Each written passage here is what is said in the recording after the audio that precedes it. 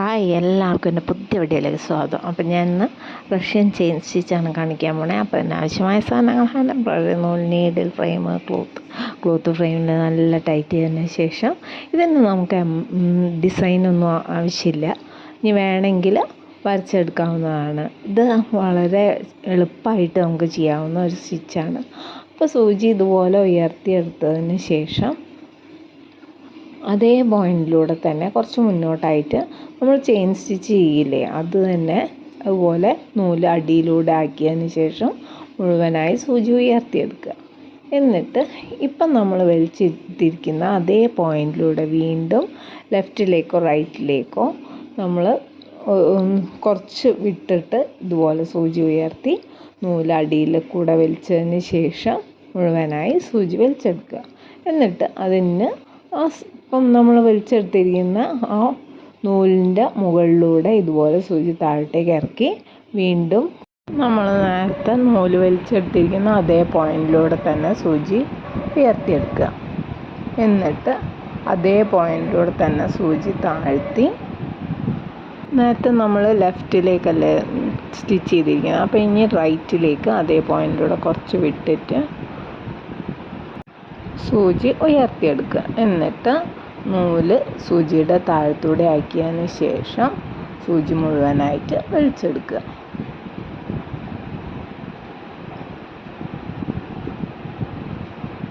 ഈ നൂലിൻ്റെ മുകളിലൂടെ സൂചി താഴത്തേക്ക് ഇറക്കി ടൈറ്റ് ചെയ്ത് കൊടുക്കുക. അപ്പം നമ്മളെ റഷ്യൻ ചെയിൻ സ്റ്റിച്ച് കഴിഞ്ഞു.